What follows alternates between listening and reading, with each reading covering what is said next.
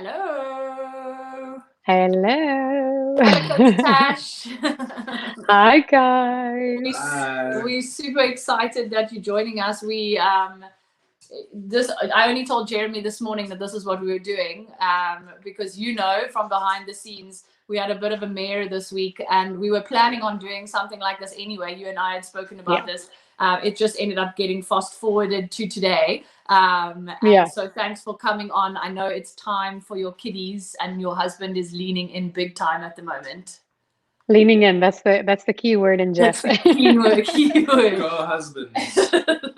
Yeah, he's doing awesome. Very appreciative. Yay, Tash. We're so excited. We actually sitting in our baby room, which is a bit of a mess at the moment.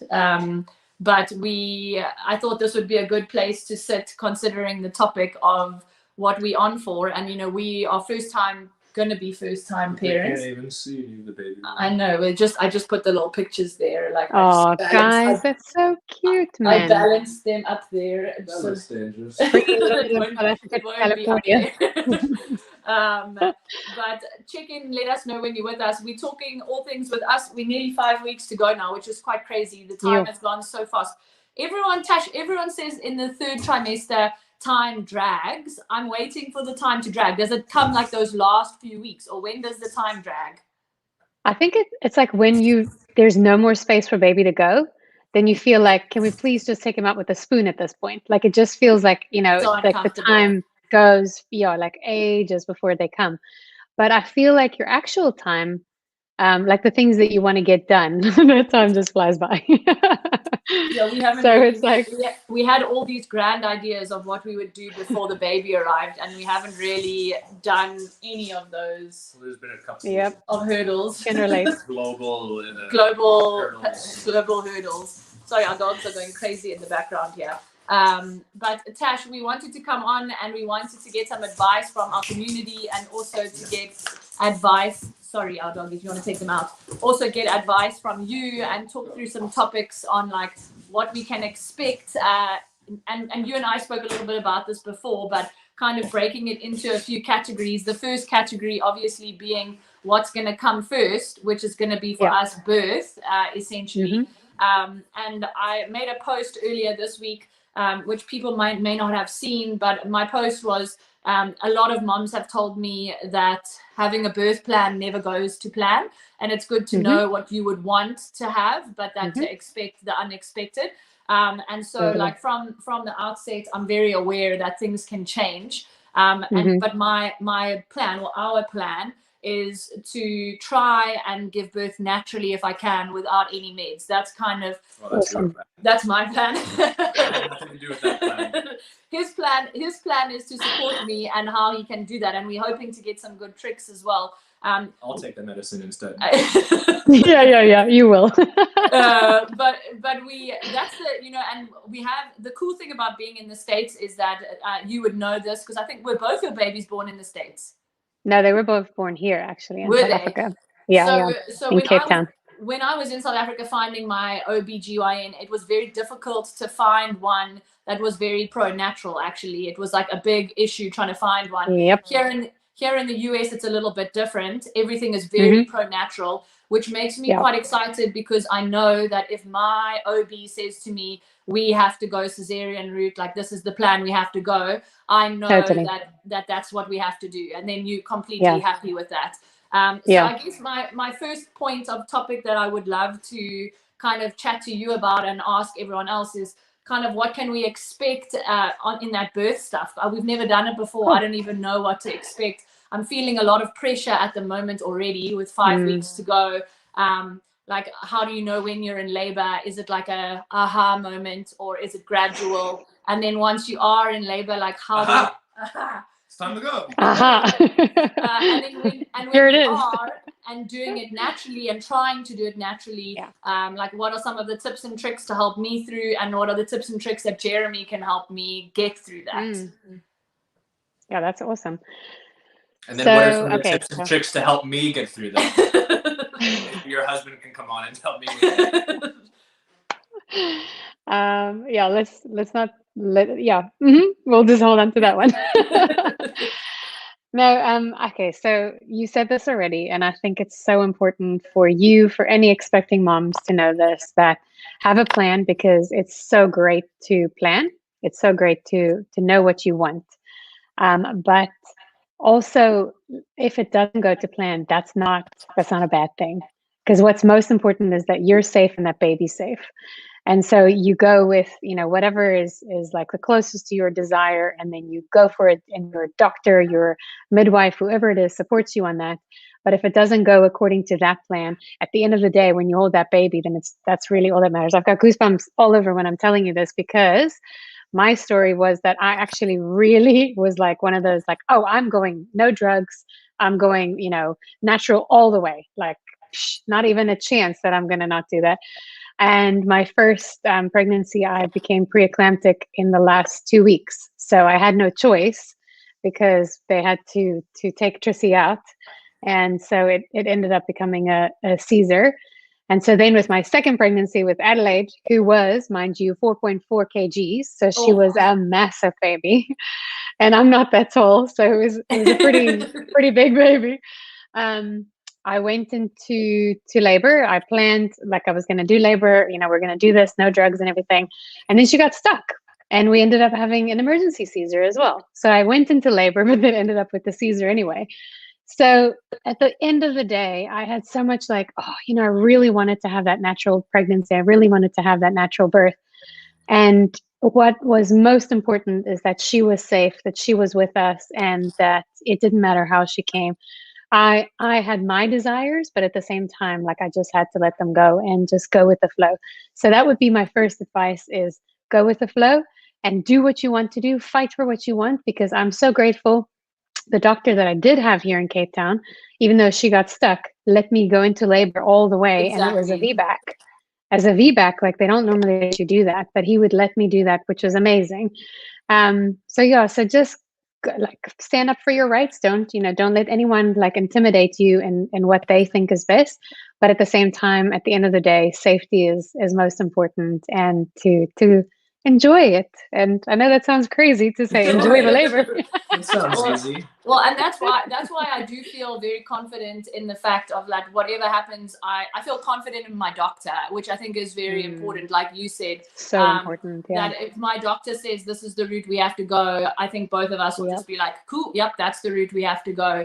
But if the route is going natural and I am able to do that, I in the beginning I was very much, I'm going to have an epidural. And then I've been reading a lot of books, and now I've decided I want to try and go natural if I can. And I really want to use him as, a lot of people say, if you want to go natural, have a doula.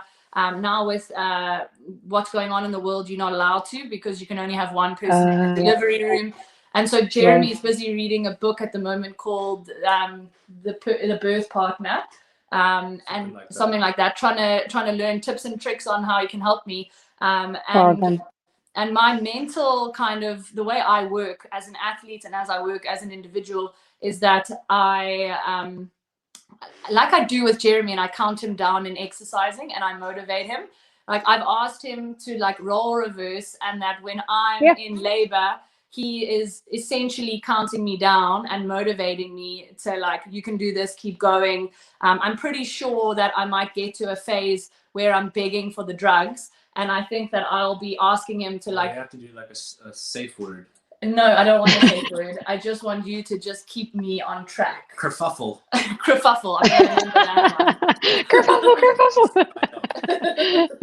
Oh my goodness. And then awesome. Let's talk. So we've gone the birth route now. Also, I can't wait to count you down, because I'm going to screw with you so much how you screw with me. He says that I don't do good 10 timing. seconds to go. Oh, wait, no. 40 seconds to go. Keep pushing. 5. Keep pushing. Can you imagine? I'll punch him in the face and say, bring on the doula. Bring on the doula. As the baby's coming out, I'm going to push it back in and try and do it again. But I mean, awesome, I wish your husband was here, because it must be quite a difficult thing for a partner, husband, wife, whatever your partner looks like. It must be quite difficult to see your other half in pain, one would think. Yeah, I'm sure it is. Yeah, exactly. I think, so Jeremy, I think the only advice that that someone gave my husband that he actually followed was to consistently just check in with your partner and say like, how are you doing? Instead of trying to like fix things, because I think guys go into this mode where they're like, okay, let me bring you something, let me bring you some ice, let me just checking them like in the eyes and saying like, hold their hands, breathe with them and say like, okay, so how are you doing? Like, how's it going? Sometimes we just want to punch you and say like, do not ask me that right now, but just be there for your partner and just check in with them and say like, what do you need, instead of trying to solve the problem. Because I think guys just want to go into that mode where they want to do everything for you, and that's not necessarily helpful. So just, what do you need? What can I do? And then Well, I mean, I am a doctor now, so I think the doctor can just leave there.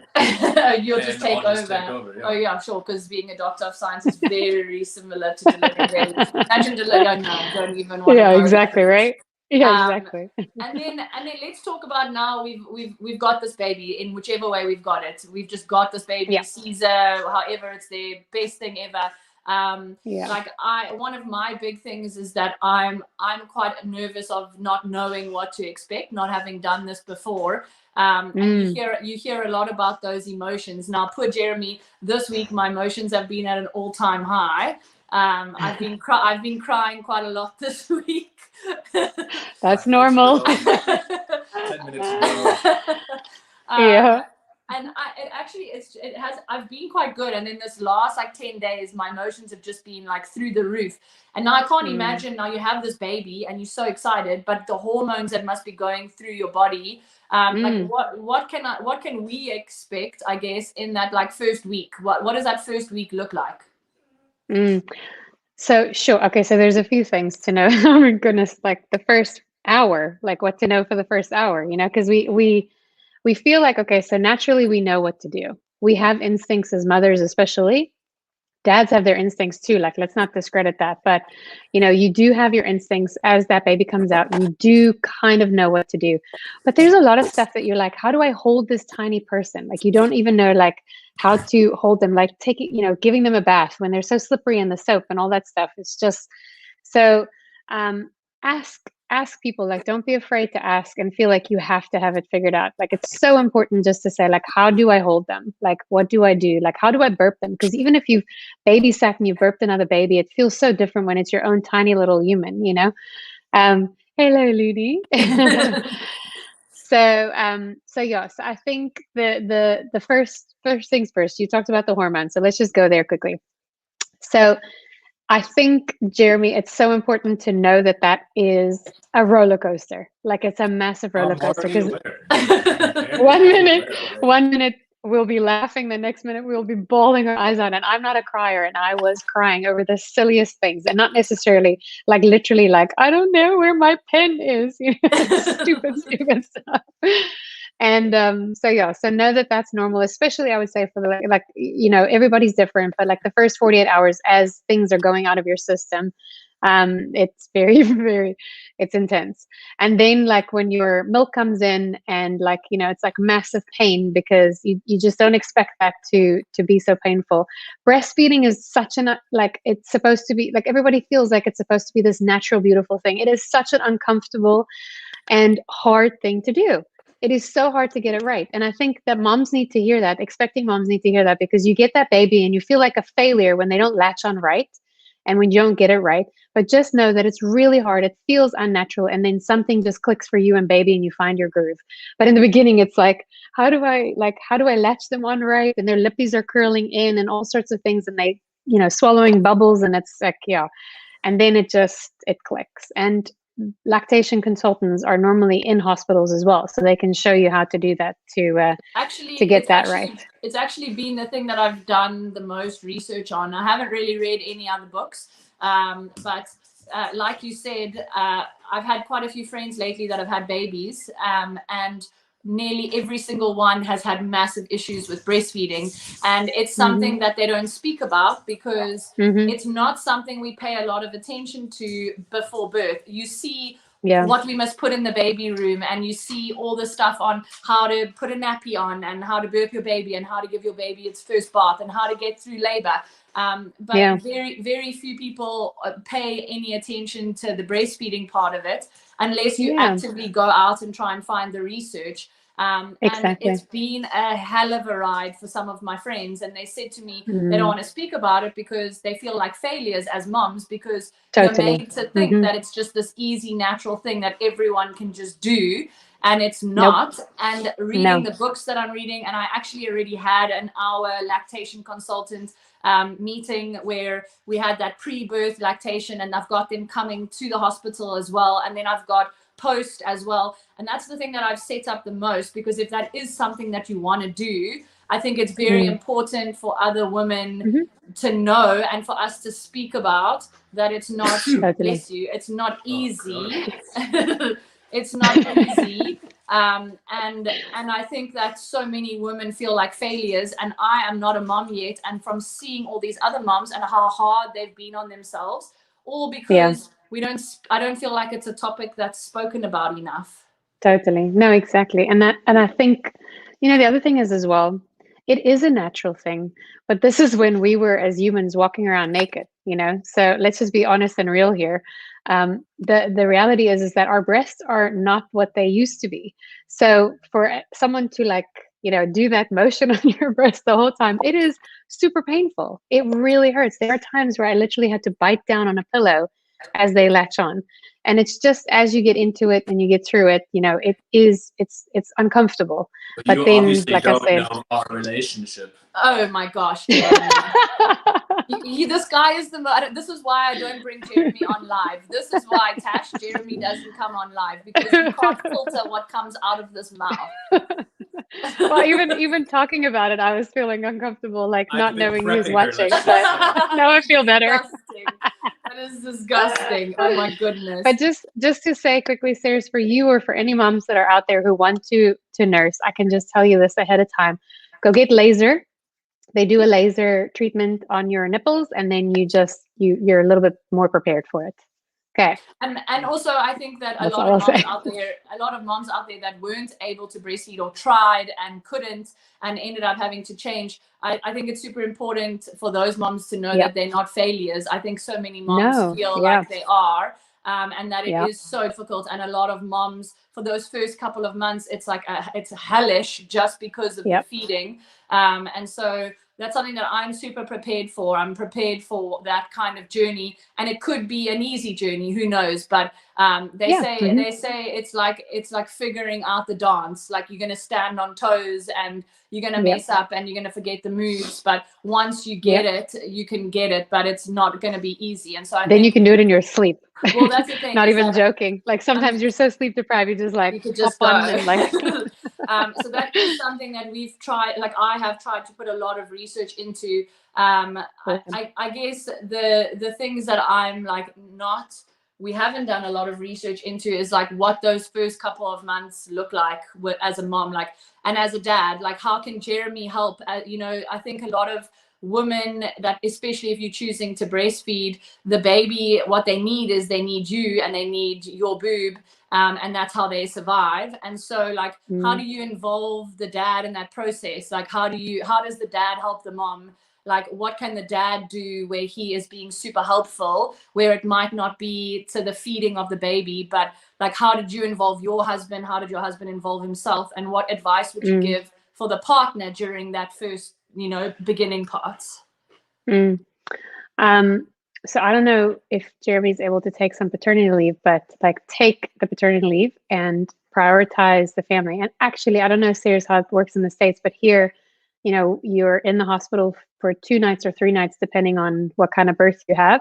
And I told Tim not to take the second day off, so that he had more time off to take after baby, because I was just in the hospital. He would come, lunch break, he would come visiting hours and then go back, because you're just in the hospital. There's not much that the dad can actually do in the hospital. The first day you want to be there, you want to, bond and do everything. So then when you're home, support your partner in allowing them to sleep when they need to, helping them with taking a shower, like the basics of that you think that you're, like, oh, I'm totally going to have plenty of time for this and plenty of time.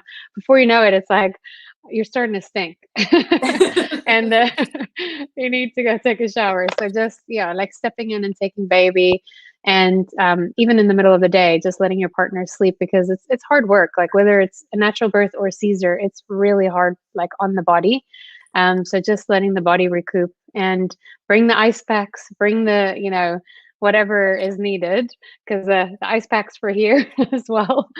And just constantly like supporting and helping with meals and whatever you can do to get behind your partner. And I think the thing is, like, bonding with baby is so precious in that time for the dads as well. So just taking baby from the mom and spending some quality time as well. I see Shirley saying dads can help so much with burping and at bath time and yes, absolutely. Baby massage. Baby massage and I think that everyone talks about the fourth trimester and saying that nothing can prepare you. Everyone has to go through that phase. But it's so nice to be able. It is so nice to be able to talk about these things as well, and be able to like get. I know a lot of people have suggested like making a bunch of meals and putting those in the freezer so that neither of us have to stress so much about cooking. That you can just pull food out the freezer. And I mean, like where you are, like just Postmate it, guys. Or door dashing. And then I want to talk about sleep. I want to talk about sleep because it's one of the Jeremy loves sleep so much. But I want to talk about, especially if you are a breastfeeding mom, one of the questions I have is like, it doesn't make sense to me in my head to have two parents that are tired if potentially only one needs to be. And so like my idea in my head is that like if I could let him sleep through the night, but then in the early hours of the morning I can give him off and I sleep. Like what are like some tips and tricks on how like you can survive as a couple? Because I'm very aware that sleep is going to become a thing of the past, and that some nights will be better than others, and that we're going to be feeding every 3 hours. But if I am successful in my breastfeeding and I am able to do that, what are some tips and tricks that you think are smart to be able to like help both of us in that situation? Yeah, I would say talk about it beforehand, to say like, listen, I'm going to need you to help me sometimes because I won't be able to do 24/7. So what times are better for you? So, for the two of us, he's a morning person and I'm definitely not. And I know, Seri, you are, because you're getting up at who knows what time constantly. But yeah, so we had to like decide like, when is best for me to rest and when is best for him to rest, because he was going back to work after his, paternity leave was up. And so making sure that he got good sleep as well to be able to go to work. So we worked it out. I think it was just like open communication to say like, okay, cool. Supportive partner always helps, but then being able to, as the emotional one with the hormones, be able to say, I really need to just go, sleep. But, sometimes, like in the mornings, like early mornings, because Tim is a morning person, I would feed and I would literally be like, here you go, take the baby.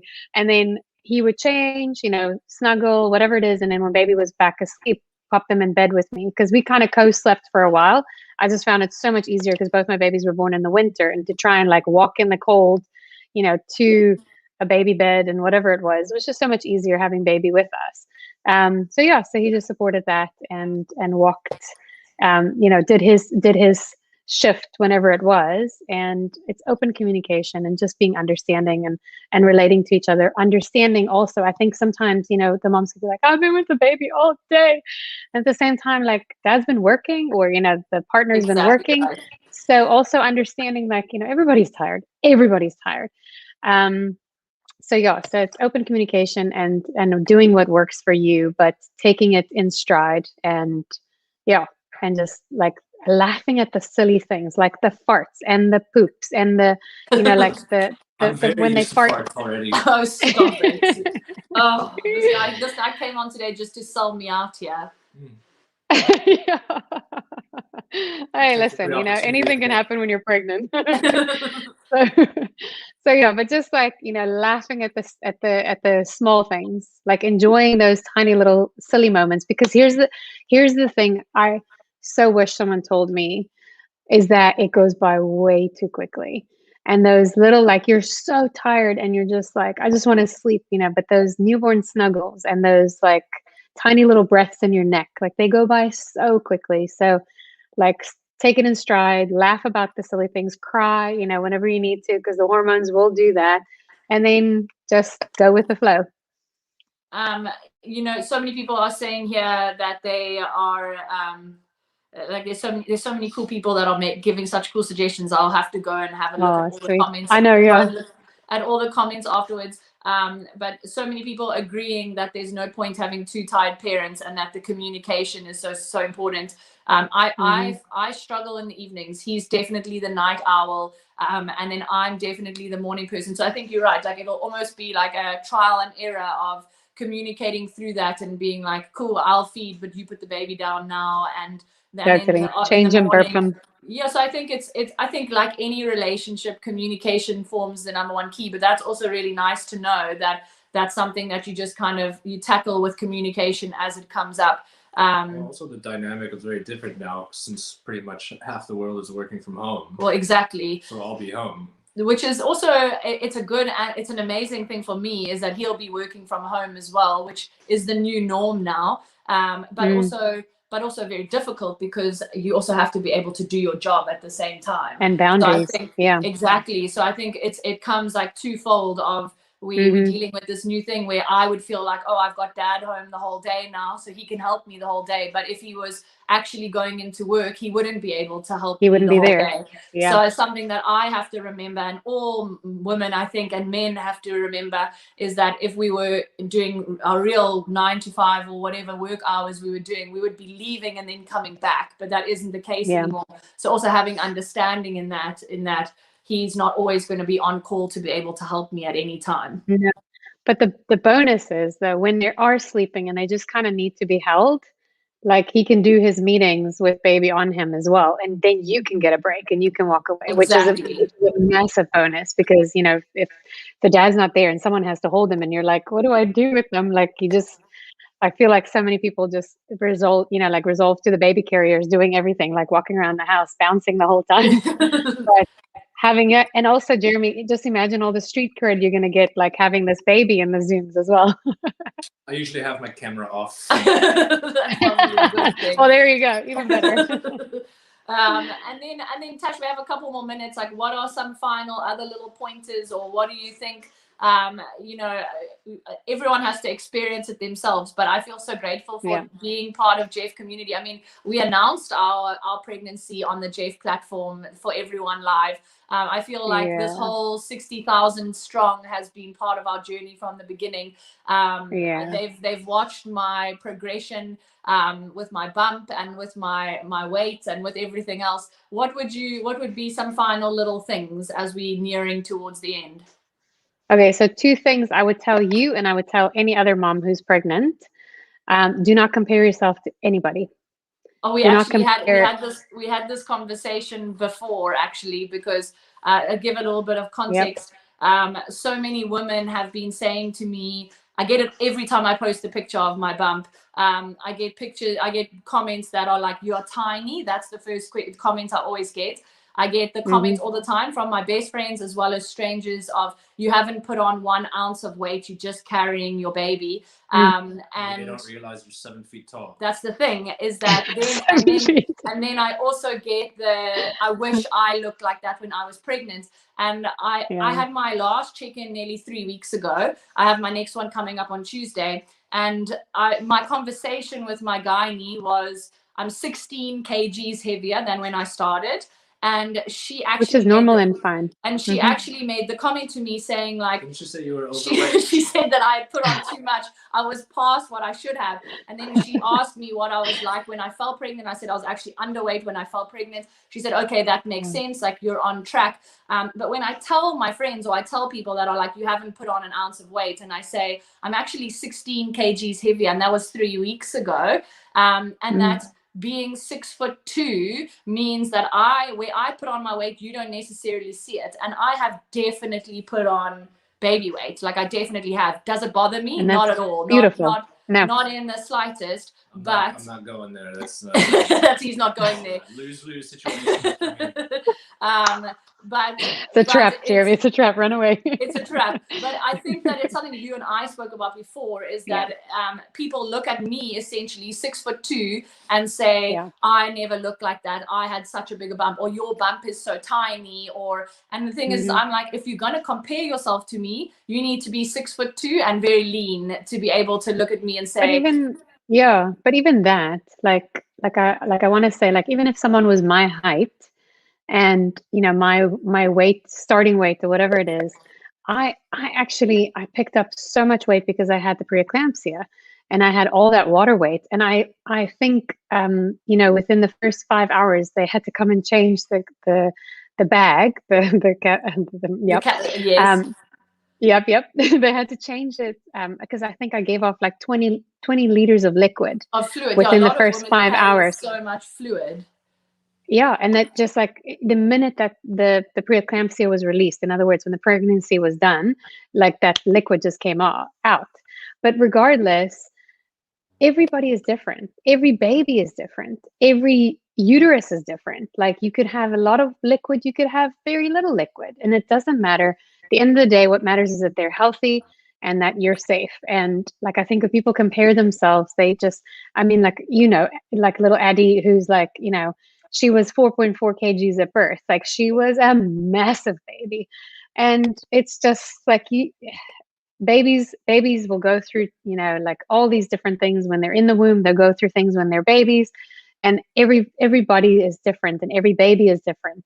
And we can't compare. So don't compare yourself to another mom, number one. And number two, don't compare your baby to another baby, because every baby has different developmental stages as well.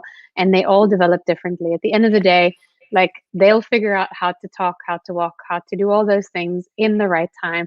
And I think, especially when you're a first time parent, you worry like, but my baby's not doing that yet. Like they're not scooting it, they're not mumbling it, whatever it is. Just give it time, and sure, there are developmental things that do pop up, but even then, like there's so much intervention and help that can help babies. So I think it's the stress that really, like, parents miss out on the amazing joys of raising little people. And I think it's Grey's Anatomy that calls them tiny humans, like, the joy of raising tiny humans and seeing like the world through their eyes. So don't compare yourself to someone else. And then the other thing is also, don't ever, and you will know this after, like the minute you become a mom, judge another mom ever. Oh my Not gosh. for the non-organic food.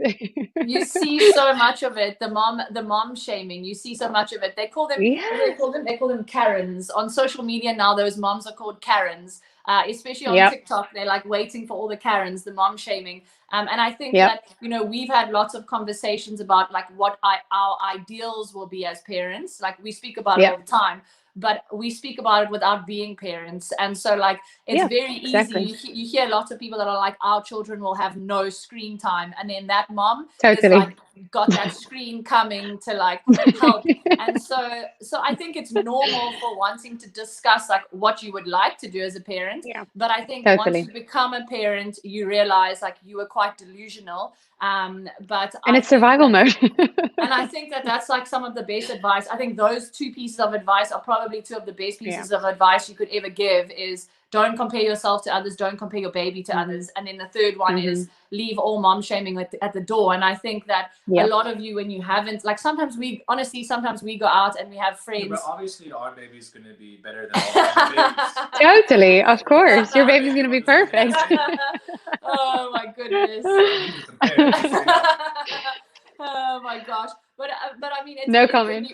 When you don't have kids and you hang around people that have kids, we often will come home and we'll be like, oh my gosh, did you see what they did? Or did you see what they did? And it's like, it's such a normal thing to like do. And then you have a child. And I think not until you have that child do you realize like how judgmental and ridiculous you were. And so I think like, that's another thing, is like your parenting style, you can't compare that either to other people, because I guess And you can't raise two children the same either. Like every child is different and they need different things as well. So it's like my husband says he's still trying to figure out where the manual is because he's a mechanical engineer by training. So he's like, I'm still trying to find out where the manual is to raising them. You just have to wing it and figure it out as you go. It's like when the IKEA pieces are on the floor and you're looking for the instruction manual, you're literally just like, I just have to put this together and hope that it works. Well, you know what, Tash, we're so grateful. Thank you for coming on and chatting with us. There's been so many people that have that are commenting here that I'll go on and look at all of your comments. I know that there's so many moms and dads in this community, so many supportive moms and dads in this community as well. There's been so many cool, I see lots of moms saying here as well, lots of great advice. She said, I can see that my second baby is completely different experience and that I can't compare to my first. And so I think even those that have young babies right now are able to get pieces of advice from this and also just feel like you're doing a good job because like your baby is alive and it's got love. To all the moms and dads out there, you're winning. Yeah, totally. If they're fed and they are alive, you are winning. You have made it through the day, guys. Tash, and also when I go on maternity leave, Coach Tash is going to be taking over this segment, which I'm so excited about. Coach Tash running this J Family segment. It's new. We've only been running it for like 4 or 5 weeks now, and it's been such a great addition. And I'm so excited that you are going to be running that, and that it's going to I think there's so many cool topics. So you guys are going to be seeing a lot of Coach Tash on these Thursday evening little groups. Next week we have Coach Sandy back again. She's going to speak to us all about grocery shopping. How do you read the labels and know what to put in the cart for your children? What is healthy? What isn't healthy? We're going to be speaking all through that. And then if you guys that are watching have any other topics that you really want to kind of us to dive into, or you want us to speak about, tag myself and Coach Tash and we'll make sure that we set all those up. But Coach Tash, you're just the best. Thank you for coming on last minute and sacrificing bed and bath and reading time with your kids. We really appreciate you. Awesome. Thanks, guys. And I'm so excited for you. I can't wait. I'm watching every moment here. Yay! We're excited and a bit nervous as well, but more excited. It's fun. Yeah. It's fun. It is. It feels terrifying, but it all just comes together. You just go through the motions and it'll fall into place. Oh, you're the best. Thanks so much, Coach Tash. And thanks to everyone that watched today. We're sending you guys so much love. I'll go back and read through the comments through the course of the day. And Coach Tash, have the best evening. And we're sending you lots of love from this side. Thanks, guys. Bye. Bye, guys.